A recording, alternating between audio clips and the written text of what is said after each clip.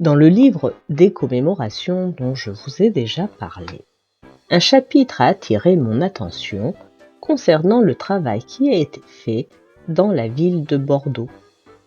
Il est d'autant plus intéressant que la première partie du travail se passe sous un élu de droite, l'UMP, et la seconde partie sous un élu de gauche, les Verts. Et c'est une gauche qui se rapproche particulièrement des idéaux. Les petits contes de la grotte au chat.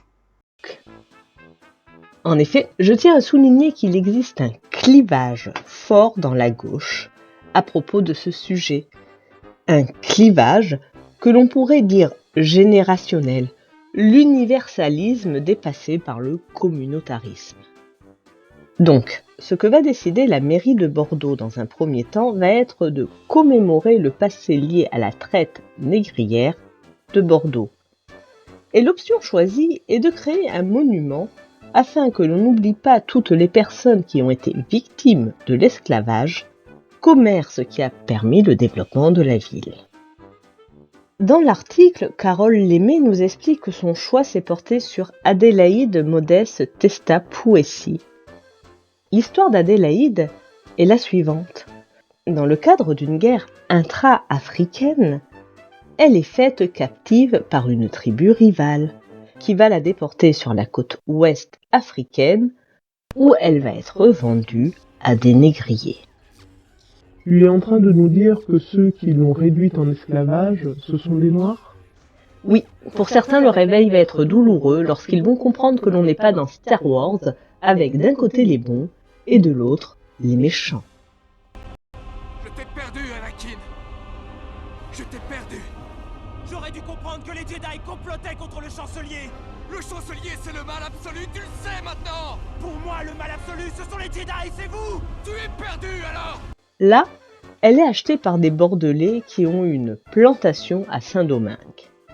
Alors on dit que peut-être qu'elle serait passée par Bordeaux, mais on estime qu'il y avait en 1777 208 personnes dites esclaves et 94 libres de couleur qui travaillaient en tant que domestiques. Alors je ne sais pas pourquoi ils ont été notés en tant qu'esclaves, mais en France, le sol vous affranchit. Par ailleurs, il y a toujours eu des gens qui venaient d'ailleurs, en France. Alors, ce n'était pas un travail de rêve domestique. Mais cela ne faisait pas de vous un esclave. Ou alors, au sens moderne du terme. Donc, il est fort peu probable qu'Adélaïde soit passée par la France. Mais passons. Adélaïde part pour Saint-Domingue, où elle tape à l'œil de son maître. Alors, rien ne laisse à penser que la réciproque était vraie. Quoi qu'il en soit, elle lui donnera 2 enfants. Lorsque Haïti commence à se soulever, le maître s'enfuit emportant avec lui ses esclaves. Et en 1795, sur son lit de mort, il affranchit tous ses esclaves et il demandera à Adélaïde d'épouser son ancien bras droit afin qu'il la protège. Il lui lègue également des terres à Haïti, terres où elle retournera avec son nouveau mari. Et parmi ses descendants, un de ses petits-fils sera président d'Haïti. Et ils ont découvert qu'en tant que propriétaire terrien, elle avait des esclaves ? Non, l'esclavage avait été aboli 2 ans avant. Et l'auteur nous dit que ce choix permet de restituer ce qu'était la domination masculine coloniale esclavagiste et toute la violence, y compris sexuelle, qu'elle comporte. Et en fait, je trouve cela triste de réduire cette femme à une victime. Vous êtes resté dans ce cocon-là parce que dans votre cerveau qui est formaté, vous vous dites que de toutes les façons, vous ne pouvez plus rien faire. De toutes les façons, c'est trop tard. De toutes les façons, vous êtes des victimes. Et de toutes les façons, peu importe ce que vous allez faire, vous n'allez pas réussir. Certes, elle est victime de l'esclavage et de viol. Mais malgré tout, elle a la force de garder une place plus désirable que la plupart des esclaves. Après, elle va arriver à se reconstruire. Alors oui, dans le cadre d'un mariage arrangé, mais c'est la norme de l'époque. Et elle va réussir à élever ses enfants de sorte qu'en 3 générations, ils atteignent certes dans des circonstances particulières, le plus haut sommet de l'État. Alors, oui, c'est une victime, mais à mes yeux, elle est d'abord ultra badass. Et franchement, je considère que c'est plus d'honneur à lui rendre de la regarder avec admiration qu'avec pitié. Et maintenant, j'aimerais qu'on regarde le maître. Que dire? Ce n'est pas un abolitionniste? Oui. Cependant, je note un certain amour pour Adélaïde. Alors oui, un amour de merde, retors, pervers. Mais sur son lit de mort, il fait le nécessaire pour qu'elle soit protégée financièrement et physiquement. Et je trouve cela intéressant car l'on retrouve des schémas similaires à plusieurs reprises. Jefferson était exactement dans le même cas. On sait qu'également pendant la guerre de sécession, des esclaves vont se battre du côté des sécessionnistes. Alors mon but n'est pas de justifier l'esclavage, mais juste de souligner la complexité des relations. Et ce n'est pas parce que ni vous, ni moi ne les comprenons qu'elles n'ont pas existé. Mais passons à la deuxième phase de décommémoration à Bordeaux. Sous l'impulsion des écolos, Bordeaux décide que cela ne suffit pas. En effet, nombre de rues portent le nom de riches marchands, et la question qui se posait est: est-ce que l'on renomme les rues ou pas? Alors il fut décidé de conserver le nom des rues. Merde, les écolos me surprennent positivement. Mais de mettre des plaques explicatives, expliquant que ces gens sont responsables de la traite négrière, ce qui constitue un crime contre l'humanité. Mais en fait, c'est une mise au pilori pure et simple. Je ne sais pas ce qui est le pire. Oui, et les victimes, c'est les descendants qui n'ont pas le droit à l'oubli.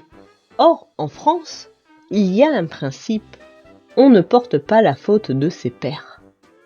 Alors j'aimerais conclure en beauté en disant que l'autrice est ravie de nous apprendre que depuis mai 2022, Colbert a aussi sa petite plaque.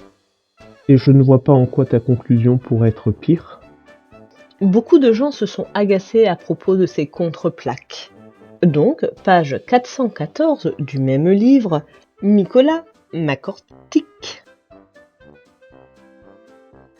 et Anne Menuert vous proposent de passer par la réalité augmentée qui faciliterait par un algorithme type Google ou Amazon la découverte des différentes facettes du passé. L'idée, c'est que l'on vive chacun dans des mondes parallèles? Non, l'idée c'est que l'on pense tous comme eux à la fin. Mais je vais vous citer dans le texte tellement c'est énorme. Une telle évolution vers une interaction active et potentiellement plus personnalisée avec le passé augmenté peut également stimuler l'empressement individuel à affronter les traumatismes et les questions historiques complexes. Cette expérience personnalisée peut permettre d'une façon inédite et non hégémonique d'affronter les souvenirs autant que de les rendre plus durables en déléguant ce rôle de conception à des ONG. Vous avez bien compris, grâce aux nouvelles technologies, le monde sera un centre de rééducation à ciel ouvert.